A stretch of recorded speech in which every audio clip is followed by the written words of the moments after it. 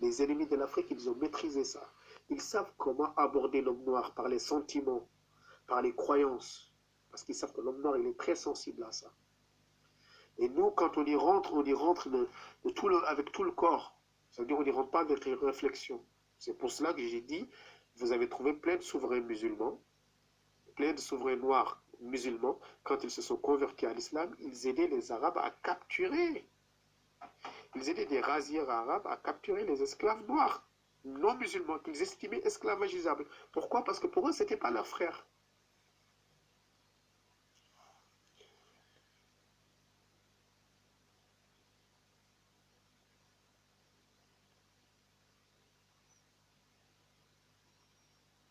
Hein? Oui, il y a un frère, il m'a envoyé, les Falachas se considèrent tout simplement juifs. Oui, les Falachas, vous pouvez dire, ah ouais, c'est nos frères noirs, mais ils s'en foutent de ce que vous dites. C'est tout.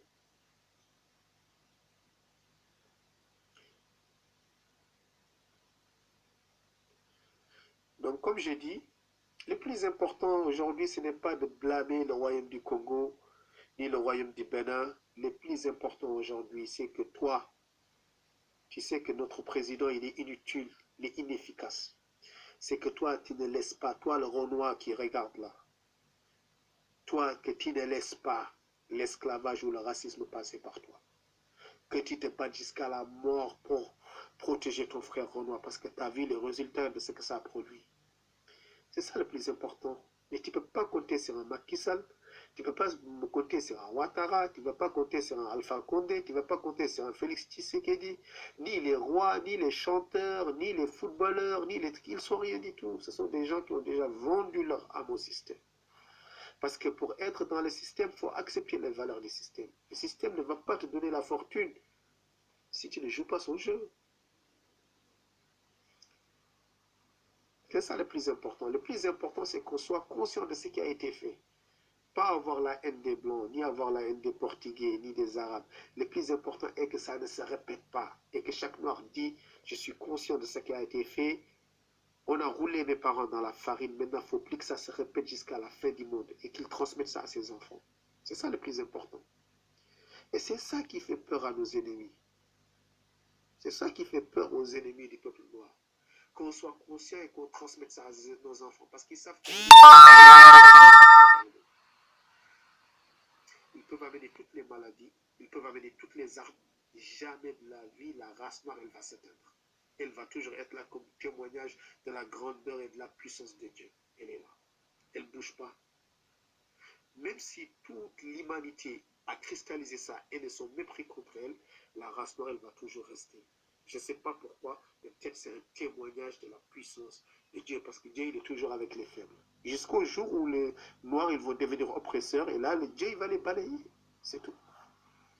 Le jour où les noirs, ils vont avoir de la puissance et ils deviennent oppresseurs, Dieu, il va les balayer. C'est tout. C'est ça le but. Le but ici, c'est pas de faire l'intelligentsia, l'intellectuel. C'est pour cela, vous voyez, je ne rentre même pas trop dans les détails. Mais sachez-le que Sao Tomé et Principe, c'est l'île où l'expérimentation de l'esclavage sur les Noirs a été faite. C'est l'île qui a rendu le Portugal le pays le plus riche de l'Europe vers les années 1540. C'est à partir de là que le Portugal, ils ont commencé à ériger des grands monastères, comme le monastère de Géronimos que j'ai visité. C'est à partir de là que le Portugal est devenu une puissance incontournable en Europe. Tu ne peux pas faire des affaires sans le Portugal. Le Brésil, ils l'ont découvert en 1500. Une fois qu'ils ont vu que les Africains ils se révoltaient trop dans l'île de Sao Tomé, les Portugais ils ont laissé Sao Tomé pour amener les esclaves au Brésil. Mais ces esclaves, ils les prenaient au Royaume Congo, au Royaume Bénin, au Ghana, et c'est après qu'ils ont commencé à remonter maintenant vers le Sénégal. Mais il y a des pays qui n'ont jamais accepté l'esclavage, comme les Zoulous. Pourquoi il n'y a pas eu de port vers les Zoulous, vers le Cap, vers la Namibie? Pourquoi il n'y a pas eu d'esclavage là-bas? Pourquoi il n'y a pas eu beaucoup d'esclaves qui sont partis de là-bas?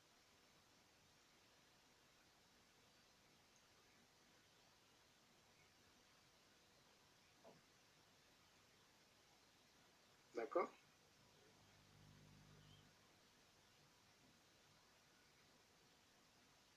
Pourquoi? Pourquoi le peuple zoulou n'a pas été esclavagisé massivement comme les autres peuples bantous. Rien que si on estime à peu près, bon, je donne leurs chiffres, hein, pour qu'ils ne disent pas que j'exagère. Selon les Portugais, en tout, il y a eu 12 millions d'esclaves. Mais minimum 6 millions d'esclaves ont été vendus par des Portugais. Allez, disons, 3 millions ont été vendus par les Anglais, 2 millions ont été vendus par les Français, les autres 1 million, on les partage entre les Hollandais, les Espagnols, les conneries comme ça, tout ça. Mais la moitié des esclaves ont été vendus par des Portugais. Les Portugais, ils étaient où? Ils étaient au roi, ils étaient Sao Tomé Principe. Ils étaient, c'était là-bas leur base. Et les mêmes cultures qu'ils faisaient au Sao Tomé Principe, qui leur rapportaient de l'argent, c'est les mêmes cultures qu'ils ont ramenées au Brésil. Une fois qu'ils ont eu, il y a eu des vraies révoltes des Noirs sur l'île de Sao Tomé Principe. En l'an 1595, ils ont attrapé le Noir là qui s'appelait Amador. Ils l'ont pendu et l'année suivante, ils se sont rendus compte qu'ils ne pouvaient plus rester dans l'île de Sao Tomé Principe. Ils ont démonté toutes leurs affaires, toutes leurs usines de sucre, toutes leurs fabriques pour l'amener au Brésil. Et là encore, ils ont pris des Noirs encore du Royaume Congo.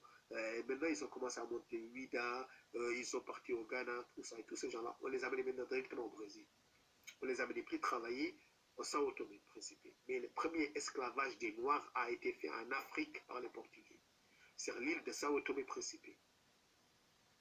Sao Tomé et Principe.